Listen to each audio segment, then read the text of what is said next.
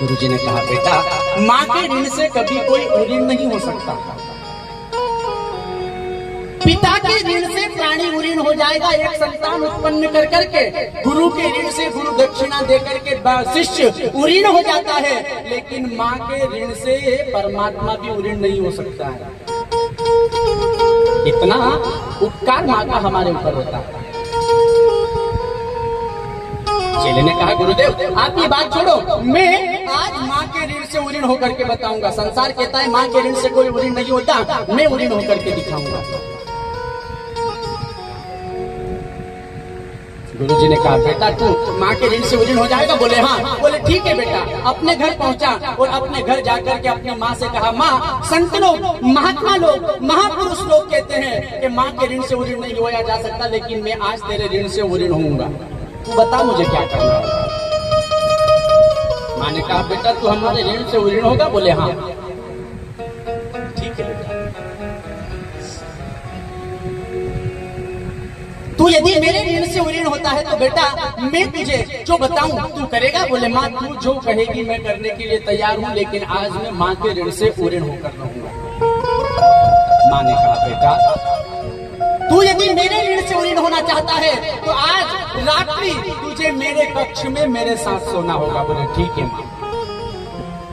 रात्रि हुई, कक्ष में पहुंचे और कक्ष में माँ सोई है। बेटा अपना बिस्तर लेकर के नीचे सो गया। माँ ने कहा नहीं बेटा, तू यदि मेरे ऋण से ऋण होना चाहता है ना तो आज मेरे साथ मेरे पलंग पर तुझे सोना होगा। बोले ठीक है माँ। तो माँ के बगल में आकर के बेटा सो गए। माँ सो रही है। माँ ने विचार किया मेरा बेटा भटक गया है, मेरे ऋण से ऋण होना चाहता है। माँ अपने बेटे के ऊपर हाथ फेरते हुए बेटे को सुला देती है। 10 बजे नींद लग गई। 11 बजे माँ ने कहा बेटा मुझे प्यास लगी है, पानी पिला। बेटा उठा। माँ मैं आज तेरे ऋण से ऋण होकर के रहूंगा, तू जो कहेगी करूंगा। उठा, उठ करके पंडित जी से गिलास भर करके लाया, माँ को दिया। माँ ने आधा गिलास पानी पिया और आधा हाथ से गिरा दिया। बिस्तर पर पानी फैल गया। माँ ये क्या? बोले बेटा ध्यान नहीं रहा, नींद आ रही थी, भूल गई, ध्यान नहीं रहा, गिर। कोई बात नहीं, ला मैं दूसरा बिस्तर बिछा। बोले नहीं बेटा सो जा। बेटा सो गया। अब बिस्तर गीला हो गया, नींद नहीं आ रही, लेकिन धीरे धीरे नींद आई। 12 बजे नींद आई ही थी कि माँ ने देखा कि मेरा बेटा सो गया है। माँ ने फिर कहा बेटा मुझे पानी पीना है। बेटा उठा, पंडित जी से गिलास लाया, माँ को पानी पिलाया। एक घूंट पानी पिया और वापस बिस्तर पर फैला दिया। माँ ये क्या कर रही हो? बेटा हाथ से गिर गया, फिसल गए। कोई बात नहीं माँ, सो जा। घंटे आधे घंटे सोया, नींद बड़ी मुश्किल से गीले में आई है। 1 बज रही रात्रि। माँ ने देखा मेरा बेटा सो गया है, गहरी नींद में है। विचार आया बेटा मुझे पानी पीना है। अरे माँ क्या कर रही हो? अभी पानी पिया और फिर पानी? बोले ठीक है लाता हूँ। फिर पंडित जी से पानी का गिलास लाया, पानी फिर फैला दिया। अरे माँ ये क्या कर रही हो तुम? ये गिलास नहीं मैं संभल पा रहा। बोले बेटा ध्यान नहीं रहा। ठीक है माँ कोई बात नहीं। फिर सो गए। माँ ने सुला दिया, नींद लग गई। रात्रि के 3 बज रहे हैं। 3 बजे से लेकर के 5 बजे तक मीठी मधुर नींद आती है साहब। अब बेटा गहरी नींद में, मधुर नींद में है और माँ ने देखा बेटा सोया हुआ है। 3:30 बजे कहा बेटा मुझे पानी पीना है।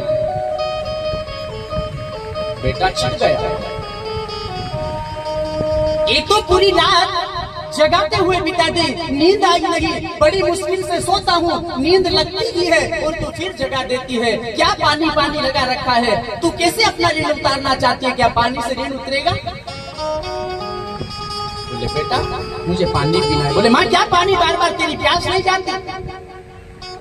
बोले बेटा तू मेरे ऋण से ऋण होना। बोले ऐसे भी कहीं ऋण से ऋण हुआ जाता? बोले हाँ बेटा याद कर वो दिन जब तू महीने 2 महीने 10 महीने साल 2 साल 3 साल का था। रात्रि में तुझे भूख लगती, रोने लग जाता, मांगता नहीं था, फिर भी मैं गहरी नींद से जग करके तुझे दूध पिलाती थी। तू वही मेरे बिस्तर पर मलमूत्र का त्याग कर देता। मैं विचार करती मेरे बेटे की नींद खराब ना हो जाए, तो मैं रात्रि में तेरा वस्त्र बदल करके मेरा पल्लू बिछा करके तुझे उस पर सुलाती और मैं गीले में सोई रहती थी। और तू एक रात गीले में नहीं सो सका। बेटे ने जब माँ के ये भाव देखे ना, माँ के चरणों में गिर गया। अरे माँ, मैं क्या, दुनिया की कोई भी शक्ति माँ के ऋण से उऋण नहीं हो सकती। जितना उपकार, जितना परोपकार, जितना माँ ने जीवन में त्याग बेटे के लिए किया है, जीवन में दूजा और कोई नहीं कर सकता। माँ की दुआ कभी खाली नहीं जाती। माँ ने यदि कह दिया ना बेटा तेरा भला हो, तो भगवान की ताकत नहीं है कि उसका बुरा कर दे, क्योंकि माँ ने आशीर्वाद दिया। किसी ने कहा है माँ की दुआ कभी खाली नहीं जाती, ये भगवान से भी टाली नहीं जाती। 4 बच्चों को मेहनत मजदूरी कर करके पाल लेती है एक माँ। घर में गरीबी है, बाप मर गया, 4 बेटे हैं, तो माँ क्या करती है, किसी के यहाँ सोयाबीन काटने जा रही है, किसी के यहाँ झाड़ू पोछा करने जा रही है, किसी के यहाँ मेहनत मजदूरी करने जा रही है और पैसे कमा करके अपने बेटों को लिखा पढ़ा करके बड़ा कर रही है। 4 बच्चों को मेहनत मजदूरी कर करके पाल लेती है एक माँ, लेकिन उन 4 बच्चों से एक माँ पाली नहीं जाती। वो 4 बेटे एक माँ को नहीं पाल सकते। और उस माँ ने अपना खून पसीना बहा करके 4 बेटों को पाल लिया, लिखा पढ़ा कर बड़ा कर लिया। लेकिन बड़े होने पर वो 4 बेटे माँ को नहीं रख सकते। कहते माँ 1 साल तू मेरे पास रहे, 1 साल बड़े भाई के पास रहे। एक फिल्म है अमिताभ बच्चन और हेमा मालिनी, फिल्म का नाम बागवान, देखा है बागवान। अमिताभ बच्चन और हेमा मालिनी साहब, बहुत सुंदर फिल्म, कभी अपने परिवार के साथ बैठ करके देखना। उन निर्लज्जों ने धन बांटा, मकान जमीन जायदाद बांट लिया, कोई बात नहीं, लेकिन साहब माँ बाप भी बांट लिए। 1 साल माँ मेरे पास रहेगी तो बाप तेरे पास रहेगा, बाप मेरे पास रहेगा तो माँ तीसरे वाले के पास रहेगी। अरे निर्लज्जों,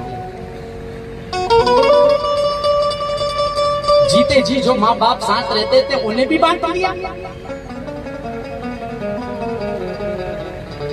अंतिम समय में पत्नी को पति का साथ चाहिए, पत्नी को पति का, पति को पत्नी का साथ चाहिए, लेकिन आजकल की नालायक औलाद ने वो साथ भी छुड़वा दिया। मेरे बहन भाइयों, आज हर एक पल खूबसूरत है, दिल में बसी बस मेरी माँ की सूरत है। दुनिया मुझे कुछ भी कहे इसकी मुझे परवाह नहीं, क्योंकि इन दुनिया वालों से ज्यादा मुझे मेरी माँ की जरूरत है। माँ, माँ ही मंदिर है, माँ ही मूर्त है, माँ ही भगवान है। मैं कहना चाहता हूँ, जो बेटा अपने माँ बाप की दिन रात सेवा करता है, जो बेटा अपने माँ के चरणों में रोज प्रणाम करता है, उसे भगवान के मंदिर में भी जाने की जरूरत नहीं है साहब। जो अपने माँ बाप की सेवा करता है, माँ ममता की मूर्त है। फिक्रों से चेहरे पर झुर्रियां पड़ गई। बेटा बाहर पढ़ाई करता है ना, तो माँ चिंता करती है मेरे बेटे ने ना जाने समय से खाया या नहीं, ना जाने मेरे बेटे को समय से पैसे मिले या नहीं, ना जाने मेरा बेटा पास हुआ या फेल हुआ, ना जाने मेरा बेटा कैसे रहता। माँ चिंता करती है घर रहकर। फिक्रों से चेहरे पर झुर्रियां पड़ गई। बीबी घर में आई, हवेलियां बदल गई। पहले माँ के साथ रहता था, श्रीमती जी आई ना तो माँ बाप को तो पटक दिया टपरिया में और खुद रह रहा है प्रधानमंत्री के घर में वास में। बीबी घर में आई तो हवेलियां बदल गई। पहले की कमाई ला करके माँ के हाथ में दिया जाता था, आज फर्क इतना है मेरे बहन भाइयों के हाथों की वो हथेलियां बदल गई। आज माँ के हाथ में नहीं, श्रीमती जी के हाथ में दिया जाता है। पहले कमा करके लाता था ना, माँ के हाथ में दिया जाता था। आज एक एक पैसे का, एक एक रुपये का हिसाब श्रीमती जी को देना है। माँ ने कभी हिसाब नहीं लिया बेटा कितना खर्च किया, कितना लाया, कितना, लेकिन श्रीमती जी को साफ पाई पाई का हिसाब देना होता मेरे बहन भाइयों, दुनिया बदल सकती है, जमाना बदल सकता है, बेटा बदल सकता है, बेटी बदल सकती है, लेकिन जीवन में कभी मां नहीं बदल सकती। मां जीवन पर्यंत अपने बेटे के दुख में दुखी होकर के अपने खून से अपने बेटे बेटे की सिंचाई कर करके बड़ा करती है, अपना नूर बर्बाद कर करके। ध्यान देना, माँ जब अपने बेटे की गर्भ में सुनती है कि मैं गर्भवती हूँ, बड़ी प्रसन्न होती है। 9 महीने अपने खून से जिस तरह से एक माली फुलवानी में फूल लगा करके रोज उसकी सिंचाई कर करके बड़ा करता है, उसी प्रकार से माँ अपने खून से अपने बेटे की गर्भ में सिंचाई करती है। बेटे को बड़ा करती है। 9 मास पूर्ण होने पर बेटा बड़ा हुआ और जन्म लिया।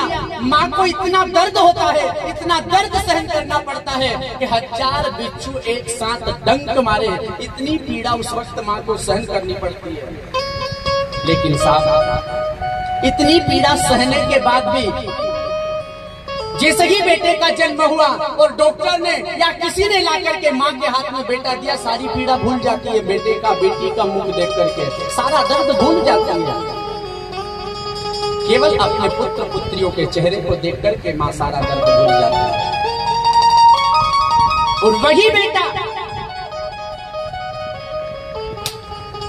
जैसा कृत्य कल किया गया कि परीक्षा में फेल हो जाने पर फांसी लगा करके मर गया, तो निर्लज्जो तनिक विचार करो कितना दर्द हुआ होगा उस माँ के चेहरे पर, कितना दर्द हुआ होगा उस माँ के दिल पर, जिस बेटे को अपने खून से सिंच करके माँ ने बड़ा किया, एक पल में वो चला गया।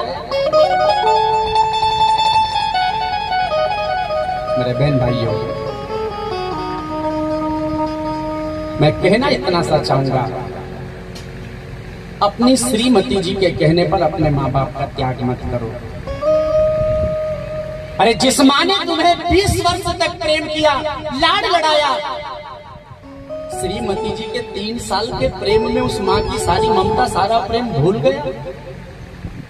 और मैं कहना चाहता हूँ, जितना प्रेम एक माँ अपने बेटे से करती है, दुनिया की कोई ताकत इतना प्रेम नहीं कर सकती। साहब, पत्नी भी इतना प्रेम अपने पति से नहीं कर सकती है जितना माँ करती है। एक माँ का वाकया थोड़ा सा ध्यान देना, सुनाता हूँ। एक माँ, घर में गरीबी है,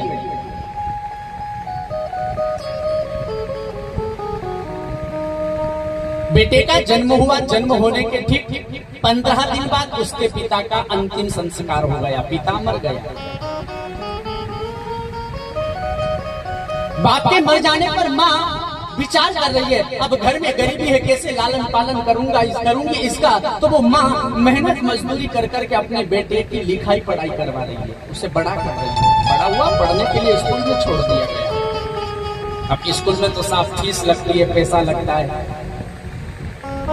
तो वो गरीब माँ किसी के यहाँ झाड़ू पोछा कर करके पैसा लेती और वो पैसा स्कूल में रख करके अपने बेटे को पढ़ने की विनती करती कि बेटा तू पढ़ना, मैं तेरे लिए फीस करके आऊंगी। एक आंख से वो माँ अंधी है, कानी है, एक आंख से दिखाई नहीं देता, एक आंख है ही नहीं। लोग रास्ते से जाते ना तो उसे यदि देख लेते तो अपशकुन मान करके लौट जाते। दुखी होती थी वो माँ। धीरे धीरे धीरे धीरे वो बेटा बड़ा हुआ, 4ठी 5वीं क्लास में पढ़ने के लायक हुआ। एक दिन स्कूल से अध्यापक जी ने कहा, सब अपने अपने माता पिता को स्कूल में लेकर के आएंगे। कोई उत्सव रखा होगा तो सब अपने अपने माँ बाप को लेकर के आएंगे। ये बेटे ने भी अपनी माँ से जाकर के कहा, माँ कल मेरे स्कूल में प्रोग्राम है, तुम्हें चलना होगा। बोले ठीक है बेटा। सवेरा हुआ, सवेरे अपने बेटे का हाथ पकड़ करके माँ स्कूल में आ गई। अब जैसे ही माँ स्कूल में आई ना साहब, एक आंख से अंधी थी, एक आंख छूटी हुई थी। तो जैसे ही उस बेटे के नन्हे नन्हे मित्रों ने उसकी माँ को देखा ना, देख करके हंसने लगे। अंधी है, अंधी है। माँ को कुछ फर्क नहीं पड़ा, बेटे को तनिक शर्म लगी। ये लोग मेरी माँ को देख करके हंस रहे हैं, तो बेटे को शर्म लगी। माँ से कहने लगा, माँ तू मेरे स्कूल में मत आया कर, तुझे देख करके मेरे मित्र तुझ पर हंसते हैं, मेरा मजाक उड़ाते हैं, तू आज के बाद मेरे स्कूल में मत आना। बोले ठीक है बेटा। माँ चली गई। बेटा धीरे धीरे बड़ा हुआ। माँ ने इतना पढ़ाया कि बेटा यहाँ की सारी पढ़ाई कर करके विदेश जाने के लिए तैयार हो गया। विवाह करवा दिया श्रीमती जी को लेकर के, और वो बेटा विदेश चला गया। यहाँ माँ की परवाह नहीं की कि मेरी माँ ने मेरे लिए जिंदगी बर्बाद कर दी। विदेश चला गया अपनी पत्नी को लेकर के। माँ मेहनत मजदूरी कर करके अपना पेट भर रही है। आज उसी बेटे के घर एक बेटा एक बेटी हुई। आज उसके घर बेटा बेटी होने पर उसको आज बड़ी नौकरी मिली है और वो आनंद से अपने परिवार के साथ में रह रहा है। वर्ष बीत गए 25। एक दिन माँ ने विचार किया, मेरा बेटा विदेश में है तो क्यों ना एक बार उससे मिल करके आ जाऊंगा। आज उसकी याद आ रही है। अब बेचारी बूढ़ी अम्मा जैसे तैसे अपने गांव वालों से पता लिया, टूटी टपरिया में रहती है, अपने गांव वालों से पता लिया और पता लेकर के अपने बेटे से मिलने विदेश चली। उसी पते पर पूछते पूछते पहुंची, द्वार खटखटाया। अब भैया कंप्यूटर पे कोई काम कर रहा था, श्रीमती जी घर का काम कर रही थी, छोटे छोटे बेटा बेटी। द्वार खटखटाया, तोड़ करके दरवाजे पर आए। द्वार खोला तो देखा एक मैले कुचेले कपड़े में, फटे पुराने कपड़े में एक अंधी बुढ़िया खड़ी है, बाल बिखरे हुए। उसका बेटा उसकी बेटी छोटे छोटे देख करके डर गए, चिल्लाने लगे। इतने में बाप ने जैसे ही अपने बेटा बेटी की चीख सुनी, तोड़ करके आया। क्या हुआ क्या हुआ? आकर के देखा तो दरवाजे पर अंधी बुढ़िया खड़ी है, माँ खड़ी है। अरे माँ, तुझमें अकल नहीं है? बड़ी हो गई लेकिन तुझमें आज तक अकल नहीं आई। देख कैसा रूप बना करके आई है। तुझे देख करके मेरे बेटे डर गए, तेरा ये स्वरूप देख करके मेरी बेटी डर गई। माँ, मैंने तुझसे कहा था कि तू मेरी जिंदगी में मत आना, लेकिन तू बार बार मेरी जिंदगी में आकर के क्यों दखल अंदाजी करती है? माँ ने अपने बेटे के चेहरे को देखा। बेटा ठीक है, मैं आज के बाद तेरी जिंदगी में नहीं आऊंगी, मैं जा रही हूँ। माँ द्वार छोड़ करके चली गई। बेटे ने पानी तक नहीं पिलाया। घर पहुंची और घर जाने पर 1 महीना 2 महीना 10 महीना बीता। एक दिन माँ ने विचार किया, मेरी वृद्धावस्था मरने लायक हो गई हूँ, न जाने कब मेरे प्राण निकल जाए। तो उस बूढ़ी अम्मा ने एक पत्र लिख दिया और अपने गांव के पटेल को बुला करके दे दिया, मेरा बेटा जब आए ना तो ये पत्र उसे दे देना। महीना 1.5 महीना हुआ और माता का राम नाम सत्य हो गया। पटेल साहब ने फोन लगाया, बेटा तेरी माँ मर गई है, अंतिम संस्कार के लिए आना होगा। बोले सेठ जी, आने में मुझे 3 दिन लगेंगे, इतने कैसे उसको रखोगे? ऐसा करो तुम सब मिलकर के संस्कार कर दो, बाकी की रस्म मैं अदा कर दूंगा। 3 दिन बाद आया, तीसरा कार्य करवा करके और पटेल बा के पास पहुंचा। पटेल साहब ने कहा, बेटा तेरी माँ मरते मरते एक पत्र मुझे दे करके गई थी, मैं वो पत्र तेरे लिए लेकर के आया हूँ। पटेल साहब ने पत्र दिया। बेटे ने पत्र खोला, पत्र में लिखा था, बेटा मैं तेरी जिंदगी में तुझे दुख देना नहीं चाहती थी, लेकिन बेटा मेरी मजबूरी थी कि मुझे तेरे पास 25 वर्ष की उम्र में आना पड़ा। यदि वो मजबूरी नहीं होती तो मैं तेरे जीवन में कभी नहीं आती। बेटा तुझे याद है मेरी आंख क्यों फूटी? पत्र में लिखा है, पत्र पढ़ रहा है। बेटा तेरा जब जन्म हुआ, जन्म जब तेरा हुआ उस वक्त तू एक आंख से अंधा पैदा हुआ था, तेरी एक आंख नहीं थी। मैंने डॉक्टरों से पूछा तो डॉक्टर साहब ने कहा, यदि कोई भी अपनी दूसरी आंख इसे दे दे तो इसकी दोनों आंख ठीक हो सकती है। तो बेटा मैंने विचार किया, मैं बूढ़ी हो रही हूँ, मर भी जाऊंगी चलेगा, लेकिन मेरे बेटे का तो जीवन चालू हो रहा है। तो बेटा मैंने अपनी आंख निकलवा करके तुझे लगवाई थी। आज बेटे की आंख से आंसू निकलने लगे। लेकिन बेटा डॉक्टर साहब ने कहा था कि अम्मा ये आंख 25 साल तक सही रहेगी और 25 साल बाद खराब हो जाएगी। और यदि 25 साल बाद भी खराब नहीं हुई ना तो फिर पूरी जिंदगी खराब नहीं होगी। इसलिए बेटा तेरी उम्र 25 साल की हो चुकी थी, मुझे याद आया कि 25 साल में तेरी आंख खराब हो जाएगी, तो बेटा मैं मेरी दूसरी आंख तुझे देने के लिए आई थी। देखूं तो सही मेरे बेटे की आंख ठीक है या नहीं, यदि खराब हो गई होगी तो मैं मेरी दूसरी आंख भी बेटे को दान कर दूंगी, इसलिए बेटा मैं तेरे पास आई थी। बेटे ने जब ये बात सुनी आंखों से अश्रु की धार बहने लगी। माखी गुड़ में गड़ी रहे पंख रहे लिखता। आज बेटा रो रहा है, पछता रहा है, लेकिन अब क्या हाथ आने वाला है साहब, माँ चली गई है। कहना चाह रहा हूं मेरे बहन भाइयों, दुनिया बदल सकती है, जमाना बदल सकता है, लेकिन जीवन में कभी माँ नहीं बदलती साहब। ध्यान देना, दो बेटे हैं, माँ बेटों को अलग कर दिया, और बड़े बेटे के पास में यदि माँ रह रही है तो भी छोटे बेटे के बारे में चिंता करती है, चाहे वो बड़े बेटे के पास हो, लेकिन फिर भी छोटे बेटे की उसे चिंता सताती है। छोटे के पास है तो बड़े की चिंता सताती है, क्योंकि वो माँ है। बदल गई औलाद मगर माँ बाप नहीं बदले।